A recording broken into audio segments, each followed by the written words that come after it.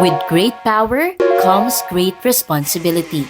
Yan ang inyong paalala ng leading marketing of Google Philippines na si Gabby Rojas sa ginanap na Generative AI Training para sa media at content creators noong Huwebes, August 29 sa BGC Taguig City.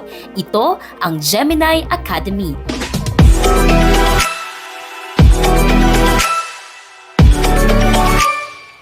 Layunin ng programang ito na bigyan ng educators ng mga kasanayan upang epektibong magamit ang AI tools kabilang ang pinakabagong AI app ng Google na Gemini.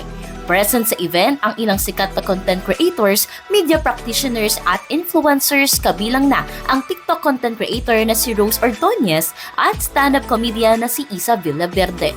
Tampok sa Gemini app ang mga assistant sa paggawa ng mga idea, analysis, reports, business needs, proposal, at iba pang feature na makapagpapadali ng ilang trabaho online. We'll talk about, first and foremost, how Gemini can be that brainstorming partner of yours. So for me in marketing, napaka-crucial yan, like to come up with creative ideas. Isa sa highlights ng training program ang paggamit ng tamang prompts kung saan nakasalalay ang quality ng output na ibibigay ng AI tool.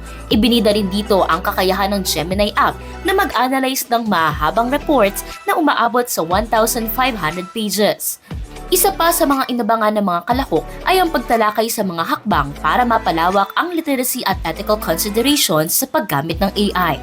Sa huli, kumasa ang mga content creators sa challenge ng Google Philippines na gumawa ng YouTube Shorts para sa kanilang YouTube channel gamit ang Gemini app. Para sa iba pang content tulad nito, mag-follow at mag-subscribe sa social media pages ng News 5.